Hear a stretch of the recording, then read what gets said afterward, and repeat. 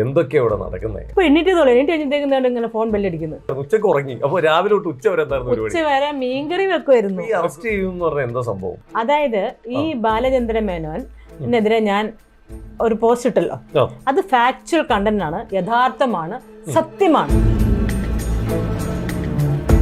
എന്നിട്ട് തിരിച്ച് ഞങ്ങൾ ഫ്ലാറ്റിലോട്ട് വന്നപ്പോൾ പുള്ളി എന്നെ വിളിച്ചിട്ട് പറഞ്ഞു ഫോട്ടോ എടുക്കണം, തിരിച്ചു വരാൻ പറഞ്ഞു. അവിടെ ചെന്നപ്പോൾ ഫോട്ടോഗ്രാഫർ ഇല്ലായിരുന്നു. ഇദ്ദേഹം തന്നെയാണ് ഒരു മൂളിപ്പാട്ടൊക്കെ പാടി അവിടെ ഇവിടെയൊക്കെ തൊട്ട് പുള്ളിക്കാരൻ ഫോട്ടോ എടുത്തത്. ഫോട്ടോ എടുത്തു കഴിഞ്ഞിട്ട് പുള്ളിക്കാരൻ്റെ ആഗ്രഹം പുള്ളിക്കാരൻ പറഞ്ഞപ്പം അയ്യോ അത് ശരിയാവത്തില്ല എന്ന് ഞാൻ പറയുന്നു. ഞാൻ ഇപ്പോൾ ആരെക്കുറിച്ചും ഞാൻ ഒരു അക്ഷരം മിണ്ടിയിട്ടില്ല. എനിക്ക് ഒരുപാട് ദുരന്ത അനുഭവം ഉണ്ടായി. അന്ന് എനിക്ക് 2 കൊച്ചു കുട്ടികൾ, സ്കൂളിൽ പോകുന്ന കുട്ടികളാണ്. ഞാൻ അവരുടെ പഠിത്ത കാര്യം നോക്കണോ അത് ഇതിങ്ങളുടെ പിറകെ സ്റ്റേഷൻ കയറി നടക്കണം. ഇത് ബെയിൽ ഓർഡർ ആണ്. Since the post uploaded on Facebook is stated to be still remaining. ഞാൻ ആരും പേടിച്ചിട്ട് സത്യം പിൻവലിക്കാൻ പോണില്ല. സത്യം സത്യം തന്നെ, അത് അവിടെ കിടക്കും, അവിടെ കിടക്കും, അത് സത്യമാ. മറ്റുള്ളവർ വിചാരിക്കും ഓ ഇത്രയും വലിയ നടനോ, ഈ നടന്മാരൊക്കെ വെറും മുഖംമൂടി ഇട്ടേക്കുന്നതാണ്.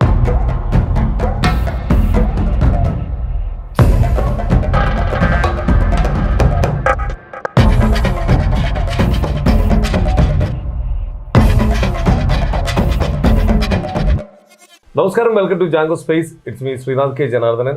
അപ്പോൾ ബാലചന്ദ്രൻ മേനോനെ അപകീർത്തിപ്പെടുത്തിയെന്നുള്ളൊരു വൻ വിഷയം ഇവിടെ നടന്നുകൊണ്ടിരിക്കുന്നുണ്ട്. ആ കേസുമായി ബന്ധപ്പെട്ട് മിന്നു മുനീറിനെ അറസ്റ്റ് ചെയ്തു എന്നാണ് ഇന്നത്തെ ഇന്ന് പത്രങ്ങളിലെ വാർത്ത കംപ്ലീറ്റ്. അപ്പോൾ ആ അറസ്റ്റ് ചെയ്യപ്പെട്ടു എന്ന് പറയുന്ന മിന്നു മുനീറാണ് ഇപ്പോൾ നമ്മളോടൊപ്പം ചേരുന്നത്. നമസ്കാരം. നമസ്കാരം. എന്തൊക്കെയാ ഇവിടെ നടക്കുന്നത്? എന്താ ഇവിടെ ഈ പ്രശ്നങ്ങളൊക്കെ? സത്യം പറയാം, ഞാൻ കിടന്ന് ഉറങ്ങുമായിരുന്നു. ഇന്നത്തെ ദിവസം ഞാൻ പുറത്തോട്ട് പോലും പോയിട്ടില്ല. ഞാൻ ഉച്ചക്ക് കിടന്ന ചോര കൊണ്ടിട്ട് നല്ല സുഖമായിട്ട് നല്ല മീൻകറിയൊക്കെ രാവിലെ വെച്ച് ചോറൊക്കെ കൊണ്ട് കിടന്നുറങ്ങി. ഇപ്പൊ എണ്ണീറ്റ് ഇങ്ങനെ ഫോൺ ബെല്ലടിക്കുന്നത്. ഓക്കെ, അപ്പൊ ഉച്ച വരെ എന്തായിരുന്നു? ഉച്ചക്ക് ഉറങ്ങി. അപ്പൊ രാവിലെ തൊട്ട് ഉച്ച വരെ എന്തായിരുന്നു പരിപാടി? ഉച്ച വരെ മീൻകറി വെക്കുമായിരുന്നു. മീൻകറി വെച്ചു, ബീൻസ് മെഴുക്ക് പുരട്ടി വെച്ചു, ചോറ് വെച്ചു, കിച്ചനൊക്കെ ക്ലീൻ ചെയ്ത് പിന്നെ നന്നായിട്ട് ഭക്ഷണമൊക്കെ വെച്ച് കിടന്നു പറഞ്ഞു. അപ്പൊ ഈ അറസ്റ്റ് ചെയ്യുമെന്ന് പറഞ്ഞാൽ എന്താ സംഭവം? ഈ അറസ്റ്റ് എന്നെ ചെയ്തില്ലല്ലോ. അറസ്റ്റ് ചെയ്തില്ല. അറസ്റ്റ് ചെയ്ത് വിട്ടയച്ചു എന്നൊക്കെയാണ് വാർത്തകൾ വരുന്നത്. അതായത് ഈ ബാലചന്ദ്രൻ മേനോനെതിരെ ഞാൻ ഒരു പോസ്റ്റ് ഇട്ടല്ലോ, അത് ഫാക്ച്വൽ കണ്ടന്റ് ആണ്, യഥാർത്ഥമാണ്, സത്യമാണ്. കാരണം ഞാൻ അദ്ദേഹത്തിന്റെ സിനിമയിലാണ് ഞാൻ ആദ്യമായിട്ട് അഭിനയിക്കാൻ വന്നത്. എനിക്ക് ഈ സിനിമയെ കുറിച്ച് അന്ന് ABCD പോലും അറിയത്തില്ല. ഓക്കെ, അപ്പോൾ അവിടെ എനിക്ക് അദ്ദേഹത്തിൽ നിന്ന് BTH ഇത് അദ്ദേഹത്തെ കാണാൻ ഞാനും ഹസ്ബൻഡും മക്കളും കാണാനൊക്കെ പോയിരുന്നു. ഒരുമിച്ച് ബ്രേക്ക്ഫാസ്റ്റ് കഴിക്കുകയും ചെയ്തതാണ്. എന്നിട്ട് തിരിച്ച് ഞങ്ങൾ ഫ്ലാറ്റിലോട്ട് വന്നപ്പോൾ പുള്ളി എന്നെ വിളിച്ചിട്ട് പറഞ്ഞു ഫോട്ടോ എടുക്കണം, തിരിച്ചു വരാൻ പറഞ്ഞു. ഞാൻ പറഞ്ഞു ഫോട്ടോ, അതെ ഫോട്ടോ എടുക്കണം. അപ്പോൾ ഞാൻ ഫോട്ടോഗ്രാഫറൊക്കെ ഉണ്ടായിരിക്കും. അവിടെ ചെന്നപ്പോൾ ഫോട്ടോഗ്രാഫർ ഇല്ലായിരുന്നു. ഇദ്ദേഹം തന്നെയാണ് ഒരു മൂളിപ്പാട്ടൊക്കെ പാടി അവിടെ ഇവിടെയൊക്കെ തൊട്ട് പുള്ളിക്കാരൻ ഫോട്ടോ എടുത്തത്. ഫോട്ടോ എടുത്തു കഴിഞ്ഞിട്ട് പുള്ളിക്കാരൻ്റെ ആഗ്രഹം പുള്ളിക്കാരൻ പറഞ്ഞപ്പം അയ്യോ അത് ശരിയാവത്തില്ല എന്ന് ഞാൻ പറയുകയും ചെയ്തു. അത് കഴിഞ്ഞതിന് ശേഷം പുള്ളിക്കാരനോട് ജ്യൂസ് ഏതാ കുടിക്കുന്നേ എന്ന് പറഞ്ഞു. അപ്പോൾ ജ്യൂസ് ഓർഡർ ചെയ്തു. ജ്യൂസ് ഓർഡർ ചെയ്തപ്പോൾ നമ്മുടെ വെയിറ്റർ ഇല്ലേ, ഈ വെയിറ്റർ ഇങ്ങനെ വന്നപ്പോൾ എന്നോട് പറഞ്ഞു വെയിറ്റർ വരുമ്പോൾ മിനുവിനെ കാണണ്ട, മിനു അകത്തോട്ട് ബാത്റൂമിലോട്ട് കയറി നിന്നോ, വെയിറ്റർ പോയി കഴിഞ്ഞിട്ട് ഞാൻ പറയാം, അപ്പം മിനു വന്നാൽ മതി, ഇറങ്ങി വന്നാൽ മതി. അതായത് വെയിറ്റർ കണ്ടു കഴിഞ്ഞാൽ ഇയാളെ മോശമായിട്ട് വല്ലതും പറഞ്ഞെങ്കിലോ എന്നിട്ട് തൽക്കാലം അങ്ങോട്ട് കയറി നിന്നോളാൻ പറഞ്ഞു. അതുപോലെ എനിക്ക് പറഞ്ഞു തന്ന പ്രകാരം വെയിറ്റർ ജ്യൂസും കൊണ്ട് വന്നപ്പോൾ ഞാൻ അകത്തോട്ട് ബാത്റൂമിൽ കയറി നിന്നു. അത് കഴിഞ്ഞിട്ട് ഞാൻ ഇങ്ങനെ നിൽക്കുമോ കുറേ നേരം. അത് കുറേ നേരം വെയിറ്ററും എല്ലാം പോയി കഴിഞ്ഞ് പുള്ളിക്കാരൻ എന്നെ വിളിച്ചു. അപ്പം ഞാൻ പുറത്തു വന്നു. അല്ല അതല്ല ഒന്നുമില്ല, ശരി കുടിക്കാൻ, ആ ജ്യൂസ് കുടിക്കാൻ തോന്നുന്നു. ഞാനെന്താ താമസം 10 മണി അങ്ങനെ ആയിക്കാണും. ഞാൻ ഒരൊറ്റ വലിക്ക് ഞാൻ ആ ജ്യൂസ് കുടിക്കുകയും ചെയ്തു.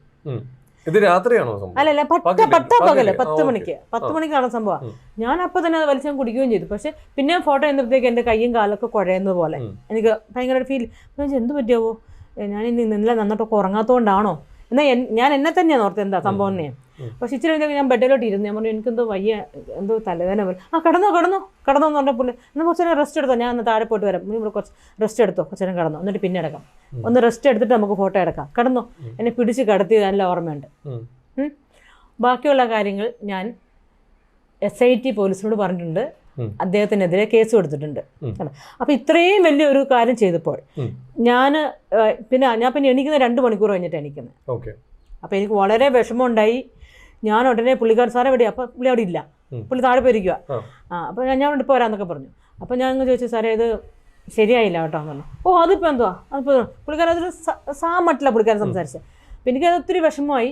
ഞാൻ ആ വീട്ടിൽ വന്നിട്ട് എൻ്റെ ഭർത്താവിനോട് ഞാൻ പറഞ്ഞു ഞാനൊന്നും അഭിനയിക്കുന്നില്ല, എനിക്കൊന്നും പോകണ്ട. അപ്പോൾ പുള്ളി പറയാം, അയ്യോ ഇത്രയും വലിയൊരു ഡയറക്ടറിൻ്റെ സിനിമയിൽ അതും ചീഫ് സെക്രട്ടറിയോട് വിളിച്ചിട്ട് നീ പോകുന്നില്ലെന്നോ, അതേ പെണ്ണെ നല്ല അടി വാങ്ങിക്കും കേട്ടോ, അതൊന്ന് പോകണം, ഇപ്പോൾ അങ്ങനെയൊന്നും പറയരുത് എന്ന്. പക്ഷേ നമുക്കിതെങ്ങനെയാണ് തുറന്നു പറയുക? നമുക്കിത് തുറന്നു പറയാൻ പറ്റുമോ? അതും ഭർത്താവിനോട് പറയാൻ പറ്റുമോ? അദ്ദേഹത്തിന് അതൊരു വിഷമമാകും, എന്നോടൊരു അകൽച്ചയും ഉണ്ടാകും. അതുകൊണ്ട് ഞാൻ എന്നിട്ട് അത് പറഞ്ഞില്ല. അത് കഴിഞ്ഞിട്ട് പിന്നെ ഫിലിമിന് പോയപ്പോൾ എൻ്റെ അമ്മ കൂടെ വന്നു. എൻ്റെ അമ്മ എൻ്റെ കൂടെ വന്നു അഭിനയിക്കാൻ പോയപ്പോൾ അവിടെ പോയി ഹോട്ടൽ ഗീതിലാണ് റൂം. എല്ലാവരും ഹീറോയിൻ തൊട്ട് എല്ലാവരും ഗീത് ഫുള്ളായിട്ട് ഇവരെടുത്തിരിക്കുമായിരുന്നു. ഓക്കെ. അപ്പോൾ അവിടെ വെച്ച് ഞാൻ ഹീറോയിനെ പരിചയപ്പെടുകയും പുതിയ ഹീറോയിനെ പരിചയപ്പെടുകയും ഞങ്ങൾ ജിമ്മിൽ ഞങ്ങൾ ഡെയിലി പോകുമായിരുന്നു. അപ്പോൾ ജിമ്മിൽ വെച്ച് കണ്ട് ഫോട്ടോ എല്ലാം എടുത്തിട്ടുണ്ട്. അതെല്ലാം നമുക്ക് ഒരുപാട് കാര്യങ്ങൾ പ്രൂഫുണ്ട്. അപ്പോൾ ഇദ്ദേഹത്തിൻ്റെ ഒരു ബർത്ത്ഡേ വന്നു. ബർത്ത്ഡേ വന്നപ്പം അവിടെ ഈ ഗീത് ഹോട്ടലിൽ വെച്ച് ഫംഗ്ഷൻ, അതിന്റെ വീഡിയോ ഉണ്ട്. അപ്പം ഗീത് ഹോട്ടൽ അല്ലാന്ന് പറയാൻ പറ്റുമോ? ഒരു ഇതിന് ഞാൻ ഇടയ്ക്ക് ഒന്ന് ക്രോസ് ക്വസ്റ്റ്യൻ ചെയ്യുന്നത് പലർക്കുള്ള ഡൗട്ടുകളായിരിക്കും. നമ്മൾ അത് ക്ലിയർ ചെയ്ത് പോകാൻ വേണ്ടിയിട്ടാണ്. അപ്പൊ ഈ സിനിമയിലേക്ക് നമ്മൾ ചെന്നു. എന്തായാലും ഈ പറയുന്ന ഇപ്പൊ അന്ന് നമ്മളെ റൂമിൽ വെച്ചിട്ട് ഇങ്ങനെയൊക്കെ ചെയ്തു എന്ന് പറഞ്ഞാൽ അത് ഏത് വർഷമായിരുന്നു? 2007 ആയിരുന്നു. ഈ കേസ് കൊടുത്തത് ഏത് വർഷമാണ്? കേസ് കൊടുത്തതോ? കേസ് കൊടുത്തത് ഇപ്പം 2024. അപ്പൊ ഇത്ര ഗ്യാപ്പ് വരാൻ കാരണം എന്താ? ഗ്യാപ്പ് വരാന്ന് വെച്ചാൽ ഞാൻ പറയട്ടെ, ഞാൻ ഇപ്പൊ ആരെ കുറിച്ച് ഞാൻ ഒരു അക്ഷരം മിണ്ടിയിട്ടില്ല. എനിക്ക് ഒരുപാട് ദുരന്ത അനുഭവം ഉണ്ടായി. അന്ന് എനിക്ക് 2 കൊച്ചു കുട്ടികൾ, സ്കൂളിൽ പോകുന്ന കുട്ടികളാണ്.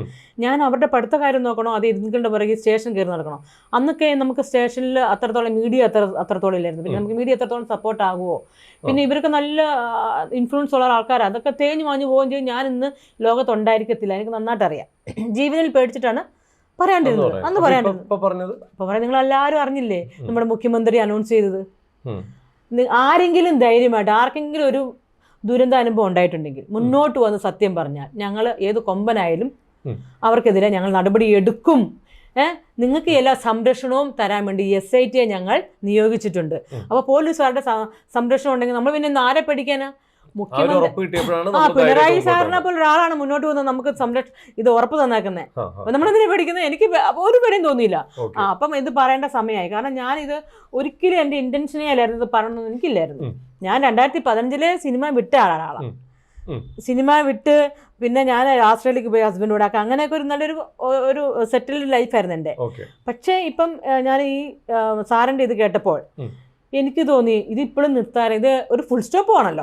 ജനങ്ങൾ അറിയേണ്ടത് ഇവിടെ ഭയങ്കര പൊളിറ്റിക്സ് ആണ്. ഞാൻ പറയാം, നിങ്ങൾ ന്യൂ ജനറേഷൻ മുന്നോട്ട് വരണം. നീതിക്ക് ന്യായത്തിന് വേണ്ടി മുന്നോട്ട് വരണം. ഇവിടെ എല്ലാ രാജ്യത്തും വളരെ വളരെ സ്ട്രിക്റ്റ് ആയിട്ടുള്ള ലോ ആൻഡ് ഓർഡേഴ്സ് ആണ്. നമ്മുടെ ഈ ഇന്ത്യയിൽ മാത്രം പൊളിറ്റിക്സ് ആണ്.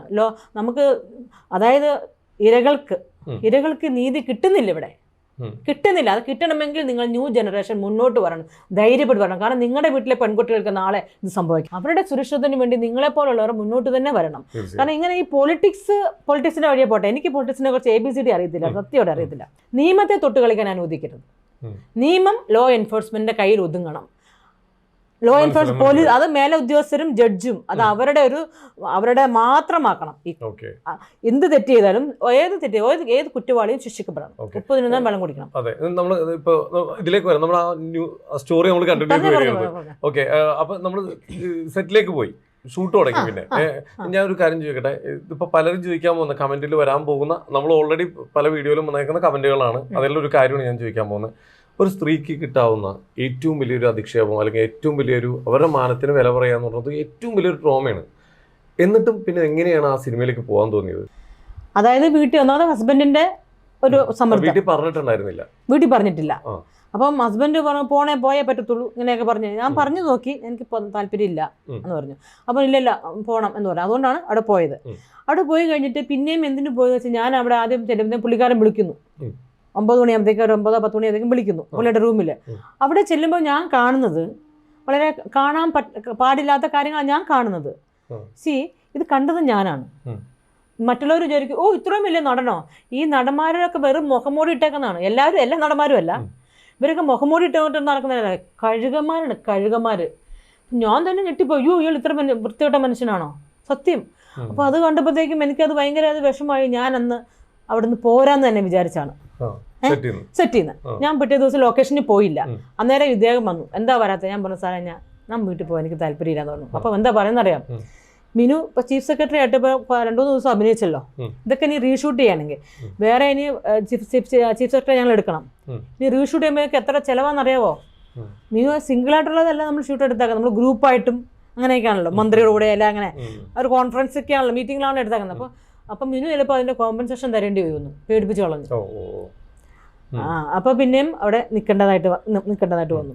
അപ്പോൾ എനിക്ക് അവിടെ വളരെ ഞാൻ കണ്ടു അവിടുത്തെ പല കാര്യങ്ങളും, ഞാൻ ദൃക്സാക്ഷിയായി, എനിക്ക് അനുഭവം ഉണ്ടായതുകൊണ്ടാണ് ഞാൻ ഇത്ര ധൈര്യമായിട്ട് മുന്നോട്ട് വരാൻ കാരണം എന്താണെന്നറിയാം, ജനങ്ങൾ അറിയണം.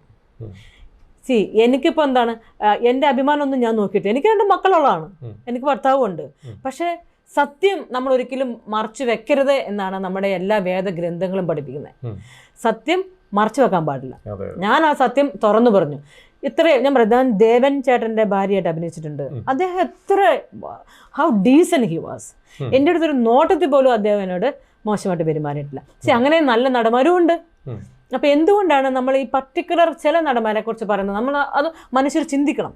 എന്തുകൊണ്ടാണ് നമുക്ക് നമുക്ക് എന്തെങ്കിലും കാശ് കിട്ടുന്നുണ്ടോ? ഇങ്ങനെ പറഞ്ഞാൽ ഞാളുടെ പേര് പറഞ്ഞ് നമുക്ക് കാശ് കിട്ടുമോ? ഇല്ല. ഇതുപോലെ കല്ലേറ് കിട്ടും. സത്യം പറയുന്നവരെ കല്ലെറിയും. അതാണ് നമ്മുടെ സമൂഹം, പ്രത്യേകിച്ച് കേരളത്തിലെ. അവരിങ്ങനെ അവരും ചോറാണ് ഉണ്ണുന്നത്. തീ ഇല്ലാതെ പുകയത്തില്ല എന്ന് ചിന്തിക്കാനുള്ള ഒരു ബുദ്ധിയും കണ്ട് നമ്മുടെ മലയാളീസിനില്ല. ഒരു സ്ത്രീ ഇത്ര ധൈര്യമായിട്ട് വന്ന് പറയണമെങ്കിൽ അതിലെന്തെങ്കിലും സത്യം ഉണ്ടാവും അല്ലേ? തീർച്ചയായിട്ടും. ഇപ്പം ബാലേന്ദ്ര മേനോൻ അദ്ദേഹത്തിൻ്റെ ഇൻഫ്ലുവൻസ് വെച്ച് എനിക്കെതിരെ കള്ളക്കേസ് ഉണ്ടാക്കുന്നു. ഞാനൊരു പോസ്റ്റ് ഇട്ടു ഫേസ്ബുക്കിൽ, അത് ഫാക്ച്വൽ കണ്ടന്റ് ആണ്. അപ്പൊ അതിനെതിരെ, അല്ലാതെ എന്നെ അബ്യൂസ് ചെയ്തെന്നൊന്നും ഞാൻ എതിരില്ല, അതൊക്കെ ഞാൻ SIT-യോടാ പറഞ്ഞേക്കുന്നത്. അതിനെതിരെ വേറൊരാളെ അങ്ങോട്ട് കൂട്ടിച്ചേർത്ത് കോൺസ്പിറസിയാണ്, ഗൂഢാലോചനയാണെന്നൊക്കെ പറഞ്ഞൊരു കള്ളക്കേസ് അങ്ങോട്ട് കൊടുപ്പിച്ചു.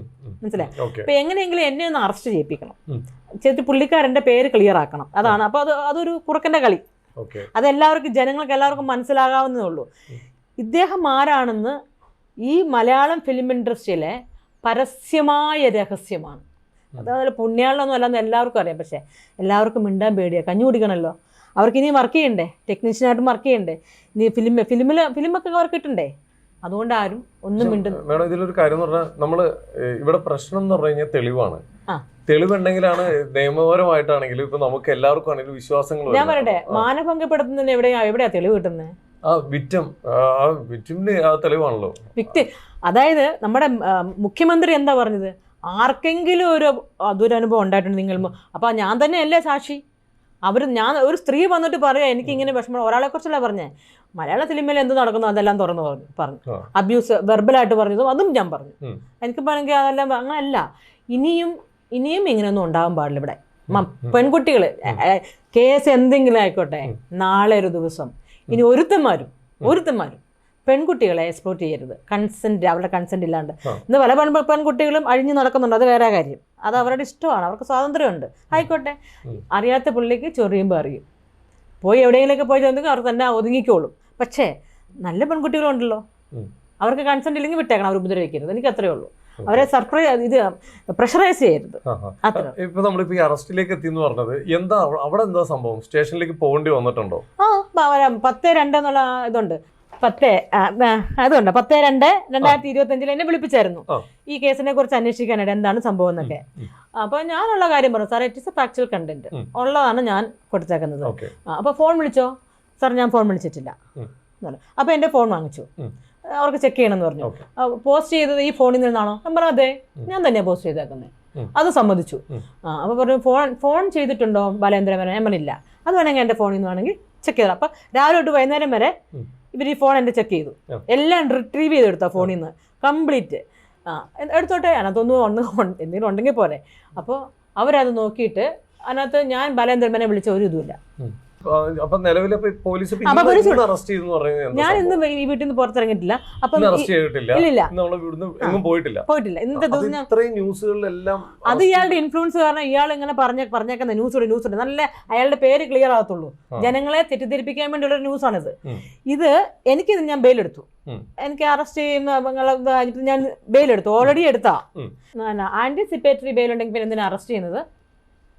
മുൻകൂർ ജാമ്യം എടുത്തു, അപ്പൊ അറസ്റ്റ് ചെയ്യേണ്ട ആവശ്യമുണ്ടോ? അപ്പൊ ഞാൻ ഒരു കാര്യം ചോദിക്കട്ടെ, ഇപ്പൊ എന്നെ അറസ്റ്റ് ചെയ്യുന്ന പറഞ്ഞ ഒരാള് പറഞ്ഞു വെറുതെ ഒരു വാർത്ത ഉണ്ടാക്കി, എല്ലാ മീഡിയക്കാരും അത് ഏറ്റെടുത്തെങ്കിൽ അത് ഞാൻ നിന്നൊരു വ്യക്തി ഞാൻ ചിലപ്പോൾ അവർക്കെതിരെ നടപടി എടുക്കും. കാരണം വെറുതെ അനാവശ്യമായിട്ട് വീട്ടിലിരിക്കുന്ന എന്നെ അറസ്റ്റ് ചെയ്യുന്നു ഇത്രയും സാമൂഹ്യ മാധ്യമങ്ങളിൽ ഞാൻ പറയട്ടെ, നാക്കം കൊണ്ട് പറഞ്ഞോട്ടെ, ചാനലിലൊക്കെ പലതും പറയും സ്വാധീനം വെച്ച്. അപ്പൊ നമുക്ക് തിരിച്ചു അല്ല, ഞാൻ പറഞ്ഞു എന്നെ ഇപ്പൊ അറസ്റ്റ് ചെയ്യുന്നോ തല മുണ്ടിട്ട് എന്തിനാ ഒരു ഫോട്ടോ എങ്കിലും എടുക്കണം, ഒരു മീഡിയ എങ്കിലും ഞാൻ പോലീസുകാരോട് നിൽക്കുന്നതായിട്ടും അറസ്റ്റ് ചെയ്ത് രേഖപ്പെടുത്താൻ ഫോട്ടോ വേണ്ടേ? അതൊന്നും ഇല്ലല്ലോ. ഇത് നുണയാണ്.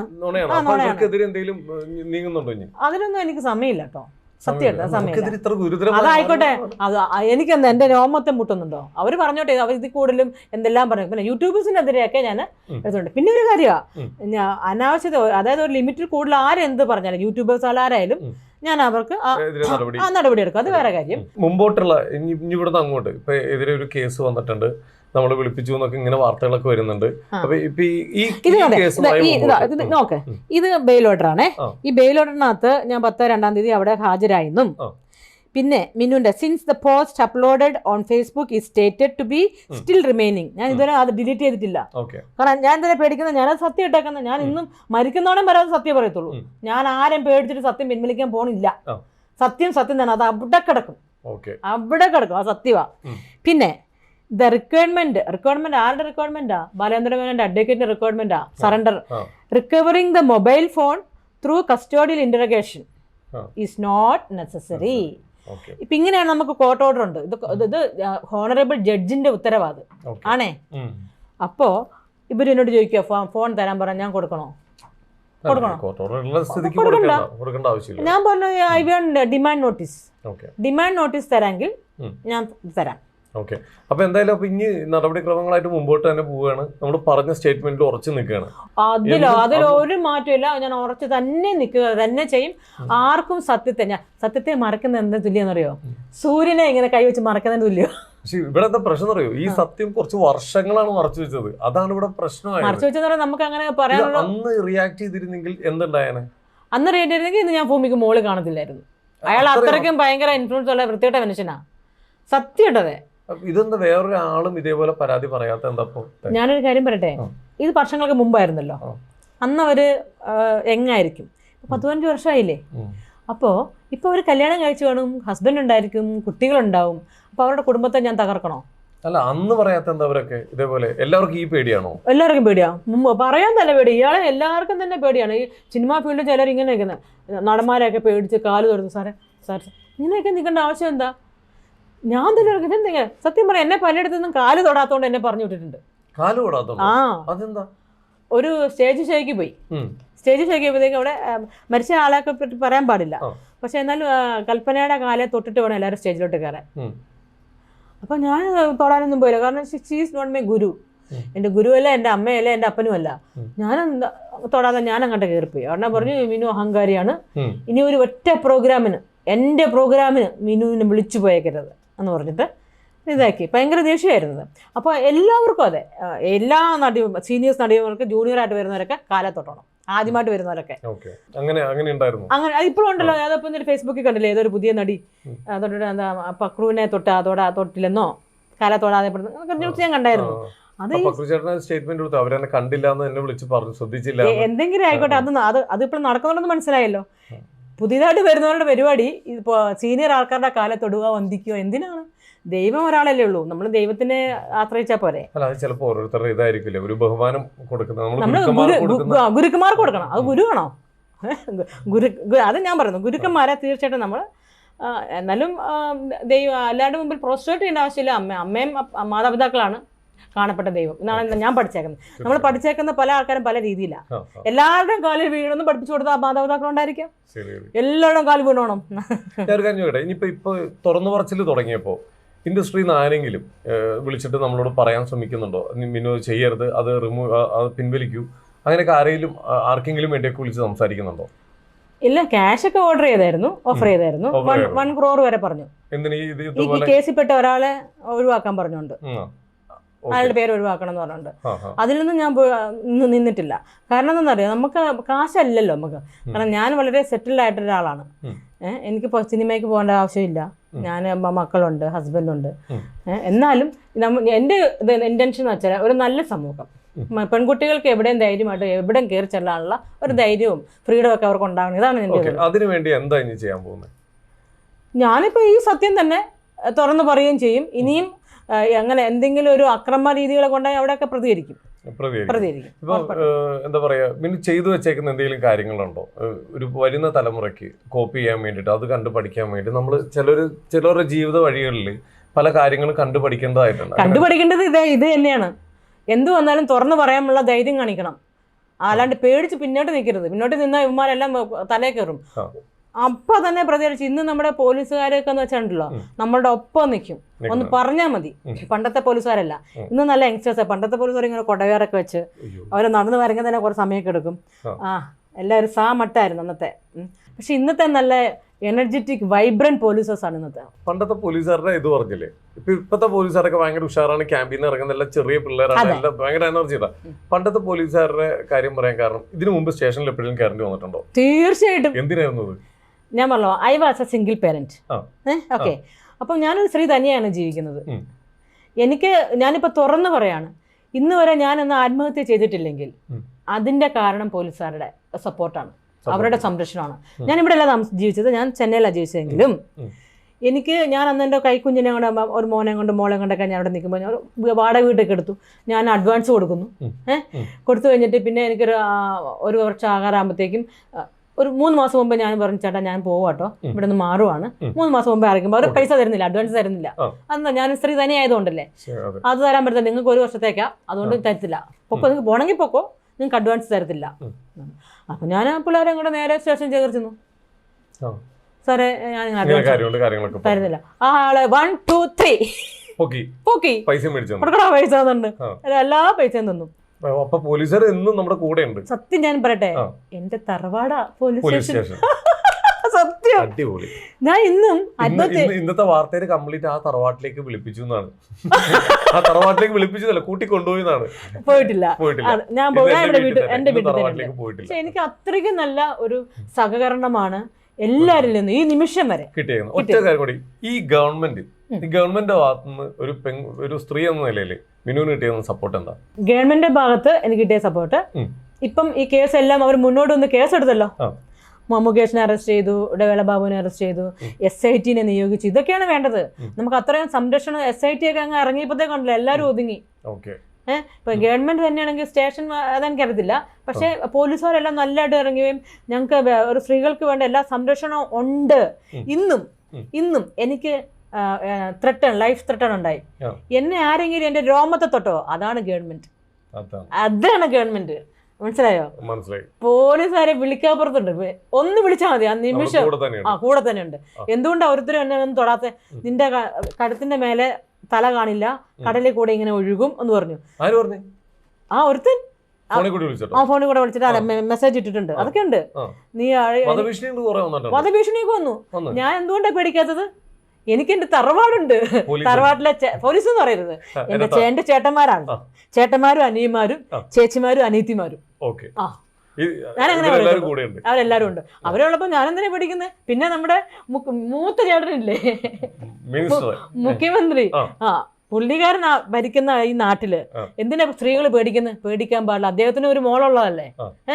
ആണല്ലോ. അപ്പൊ പിന്നെ എന്തിനാ പെൺകുട്ടികൾ പേടിക്കുന്നത്? ധൈര്യമായിട്ട് നിങ്ങൾക്ക് എന്ത് പ്രശ്നം ഉണ്ടായാലും. ഇപ്പൊ തന്നെ ഓരോ പെൺകുട്ടികൾ പുറത്തു വരാൻ തുടങ്ങി. ഭർത്താക്കന്മാർ തന്നെ ഭാര്യമാരെ മാറുന്നു, അല്ലെ? മാറി കാഴ്ച വയ്ക്കുന്നു. ആ പെൺകുട്ടി ധൈര്യത്തോടെ വന്ന് പോലീസ് പറഞ്ഞില്ലേ? ഇതുപോലെ ഓരോ പെൺകുട്ടികളും അവർക്ക് എന്ത് വിഷമം ഉണ്ടായാലും നിങ്ങൾ പേരൻസിനോട് പറയണ്ട, പോലീസുകാരെ നിങ്ങൾക്ക് അത്രത്തോളം നിങ്ങൾക്ക് വിശ്വസിക്കാം. പോലീസിനോട് പോയി കാര്യങ്ങൾ പറയാം. എന്തായാലും നമുക്ക് ഒരുപാട് ടൈമായി. അത് കുഴപ്പമില്ല. നമ്മൾ സത്യങ്ങൾ ഞാൻ തുറന്നു പറയാൻ എവിടെ ഞാൻ പറഞ്ഞിരിക്കും. മരിക്കുന്നോടെ വരെ ധീരതയോടെ തന്നെ മരിക്കാനാണ്. ഇപ്പൊ നമ്മൾ നിൽക്കുന്ന സ്റ്റേറ്റ്മെന്റിലെല്ലാം നമ്മൾ ഉറച്ചു നിൽക്കുകയാണ്. ലേറ്റസ്റ്റ് ആയിട്ട് വന്ന ഇപ്പൊ മിന്നു മുനീറിനെ അറസ്റ്റ് ചെയ്തു എന്ന് പറയുന്നത് പരിപൂർണമായ കള്ളമാണ്. അതെ. ഞാൻ ഇവിടെ വീട്ടിൽ തന്നെ ഉണ്ടല്ലോ. വീട്ടിൽ തന്നെ ഉണ്ട്. ഓക്കെ.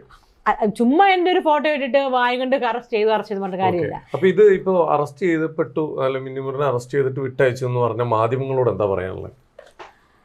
അതായത് ഇത് ബെയിൽ ഓർഡർ, നിങ്ങൾ ആദ്യം ബെയിൽ ഓർഡർ എന്തിനാ, അതായത് ആന്റിസിപ്പേറ്ററി ബെയിൽ എന്തിനാ എടുക്കുന്നതെന്ന് ആദ്യം പഠിക്കുക. ആന്റിസിപ്പേറ്ററി ബെയിൽ എടുത്ത് അറസ്റ്റ് ചെയ്തില്ലല്ലോ, അപ്പൊ അതിന് വേണ്ടിയാണ്. പിന്നെ മിന്നുന്റെ ഫോൺ വാങ്ങിക്കരുന്ന ഓർഡർ ഉണ്ട്, ഫോൺ. അപ്പൊ ഞാൻ ഫോൺ കൊടുത്തില്ല. ഇത്രയും എനിക്കറിയത്തില്ല. ബാക്കി പിന്നെ ഇദ്ദേഹത്തിന്റെ പേര് ക്ലിയർ ആക്കണല്ലോ. പേര് ക്ലിയർ ആക്കിക്കോട്ടെന്ന് സൂര്യനെ ഇങ്ങനെ കൈകൊണ്ട് മറയ്ക്കുന്ന തുല്യമാ സത്യത്തിനെ മറയ്ക്കുന്നത്. സത്യം വെളിയിൽ വന്നിരിക്കും, ഉറപ്പാണ്. അതിനുവേണ്ടി അവസാനം വരെ ഇപ്പൊ തന്നെ ഞാൻ കുറെ പേര് ഞാൻ വീട്ടിൽ പോയി അവരെ കുറെ കണ്ടു. അവര് വൺസ് ജഡ്ജിനോട് മൊഴി പറയാന്ന് പറയും. മീഡിയയിൽ വരത്തില്ല. ഈ ബാലേന്ദ്ര മേനോൻ ഇവരെ ആക്രമിച്ചെന്നുള്ള കാര്യം, പീഡിപ്പിച്ചെന്നുള്ള കാര്യം ജഡ്ജിനോട് പറയാൻ റെഡിയാ. പോരെ? അതുപോലെ ഓക്കെ. അപ്പൊ എന്തായാലും നമുക്ക് കാണാം. ഇനിയിപ്പോ ഈ പറയപ്പെടുന്ന അദ്ദേഹവും ഇപ്പൊ അദ്ദേഹത്തിന്റെ സ്റ്റേറ്റ്മെന്റുകൾ ഇനി പുറത്തു വിടുമായിരിക്കും. അപ്പൊ എന്തായാലും നമുക്ക് ഇത് ഇനി മുമ്പോട്ട് തന്നെ ഉണ്ടാവും. ഇതിനൊരു ഉത്തരം കാണുന്നവരെ തീർച്ചയായിട്ടും ഞാൻ I will go to any extent for the justice. നമുക്ക് എന്താ വട്ടാണോ ഇങ്ങനെ വന്നിട്ട് ഓരോ കാര്യങ്ങൾ? അങ്ങനെയാണെങ്കിൽ ഞാൻ പറയട്ടെ, കാശിനാണെങ്കിൽ ഞാൻ പൃഥ്വിരാജിനോട് അഭിനയിച്ചിട്ടുണ്ട്. പൃഥ്വിരാജിന്റെ കലണ്ടർ എന്ന സിനിമയിൽ ഞാൻ ഉണ്ടായിരുന്നു. അദ്ദേഹത്തെ കണ്ടതാണ്. എത്ര ഡീസന്റ് ആയിരുന്നു. എന്നോട് നോട്ടം പോലും നോക്കിയിട്ട് പോലും ഇല്ല. പിന്നെ വൺ വേ ടിക്കറ്റിനകത്തുണ്ടായിരുന്നു പൃഥ്വിരാജ്. പിന്നെ ജഗദീഷ് ശ്രീകുമാർ ചേട്ടൻ, അവരൊക്കെ അന്നൊക്കെ നല്ല ഫോമിലാണ്. ചേട്ടൻ, സലീം കുമാർ ചേട്ടൻ, അവരെല്ലാവരും ഇവരാരും എൻ്റെ അടുത്ത് എല്ലാ റെസ്പെക്റ്റോടെ എനിക്ക് തന്നിട്ടുണ്ട്. ഞാൻ എന്തുകൊണ്ട് അവരുടെ ഒന്നും പേര് പറയാത്തത്? അങ്ങനെയാണെങ്കിൽ എന്താ ലാലേട്ടൻ്റെ പേര് പറയാൻ മേലേ? എന്തുകൊണ്ട് പറയാത്തത്? മമ്മൂക്കായുടെ പേര് പറയാൻ മേലേ? നമുക്ക് അങ്ങനെ എന്തെങ്കിലും ദുരുദ്ദേശമാണെങ്കിൽ ഇവരുടെയൊക്കെ വലിയ ആൾക്കാരുടെ പേര് പറഞ്ഞാൽ പോരെ. പക്ഷേ ഇവരുടെ പേര് പറയണമെങ്കിൽ എന്താ, തീയില്ലാതെ പുകയത്തില്ല. ചുമ്മാ ഒരു സ്ത്രീ ഒന്ന് പറയുമോ? അപ്പം പോലീസുകാർ ശരിക്കുമുള്ള അന്വേഷണം നടത്തണം. ഇതേ ഇങ്ങോട്ട് നോക്കി എന്ന സിനിമയിലെ അതിനകത്ത് എല്ലാവരും ഉണ്ടല്ലോ. അതിനകത്ത് ഫോട്ടോ, എൻ്റെ ഫോട്ടോ ഉണ്ട്, ഫോട്ടോ കാണിച്ചു കൊടുക്കാം. ഇവരോട് പോയി ചോദിക്കട്ടെ, ഇവരെ വിളിച്ച് ഓരോരുത്തരും വിളിച്ച് അന്വേഷിക്കട്ടെ. അപ്പോൾ സത്യം വെളിയിൽ വരും. പക്ഷെ അന്വേഷിപ്പിക്കത്തില്ല, ഇദ്ദേഹത്തിന്റെ ഇൻഫ്ലുവൻസ് കാരണം അന്വേഷിപ്പിക്കാണ്ടിരിക്കുക. അതാണ്. അപ്പോൾ അങ്ങനെയുള്ള ഞാൻ പറയുന്ന പറയാം, നമ്മുടെ യങ് ജനറേഷനൊക്കെ ഇതിനെതിരെ നല്ല പ്രതികരിച്ച് മുന്നോട്ട് വരണം. ഞാനൊരു സ്ത്രീ ഒറ്റയ്ക്ക് വന്നിട്ട് പോലും എന്തുകൊണ്ട് ജനങ്ങൾ ധൈര്യമായിട്ട് നിൽക്കണില്ല? ഞാൻ ഒറ്റയ്ക്ക് വന്ന് നിൽക്കുക. സത്യം പറഞ്ഞ് ഞാനാണ് വന്ന് പറയുമ്പോൾ ആ കൂടെ നിങ്ങൾ നിൽക്കണേ. ഒന്നും ഇല്ലാണ്ടൊരു സ്ത്രീ പറയത്തില്ല. എന്തായാലും നമുക്ക് ഇനി ബാക്കി കണ്ടറിയാം. എന്തായാലും സത്യം ആരുടെ ഭാഗത്താണ് അവർ വിജയിക്കട്ടെ.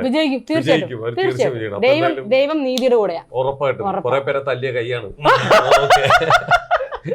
ഓക്കെ. അപ്പൊ എന്തായാലും താങ്ക് യു.